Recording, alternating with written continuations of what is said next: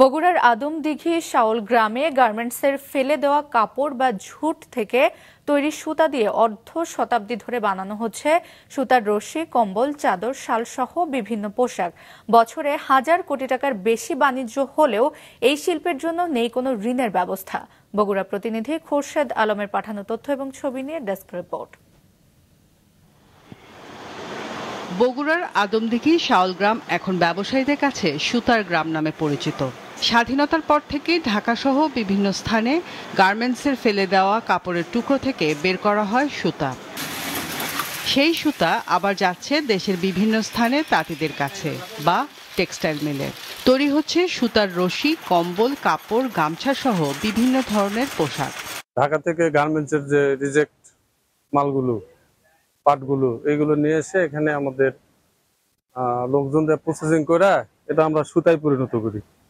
তারপরে এখান থেকে আমরা সাপ্লাই করি। তারপরে আমাদের যখন এই সুতা বাজারজাত প্রক্রিয়া হয়ে যায় তখন এটা আমাদের ঢাকাতেও চলে যায়, আবার কুচা শহর গোবিন্দগঞ্জ এখানে একটা বিশাল মোকাম আছে, এই হুঁশিয়ারি ওরা অনেক কাজ করে।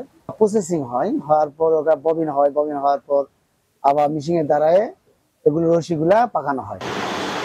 50 বছরের বেশি সময় ধরে শাওল গ্রামে ঝুট থেকে সুতা তৈরি হলেও ব্যবসায়ীদের অভিযোগ এই শিল্পে নেই কোনো স্বীকৃতি। প্রতি বছর 1000 কোটি টাকার বাণিজ্য হলেও নিরাপত্তা ব্যবস্থা যেমন নেই, তেমনি নেই কোনো ঋণের ব্যবস্থা।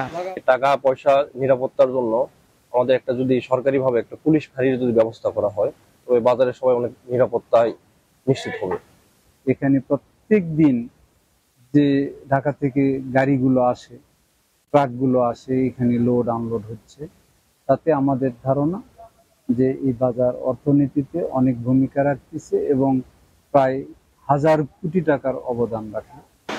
ব্যবসায়ীদের সহযোগিতার আশ্বাস দিলেন বগুড়া বিসিকের উপমহাব্যবস্থাপক।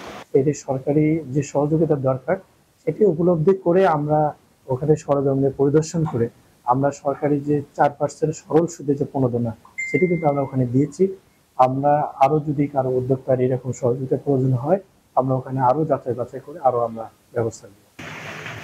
সুতার গ্রাম আদমদিঘির শাওল বাজারে শুধু সুতা ও ঝুট কাপড় প্রক্রিয়াজাতের উপর ভিত্তি করে গড়ে উঠেছে 1200টি দোকান।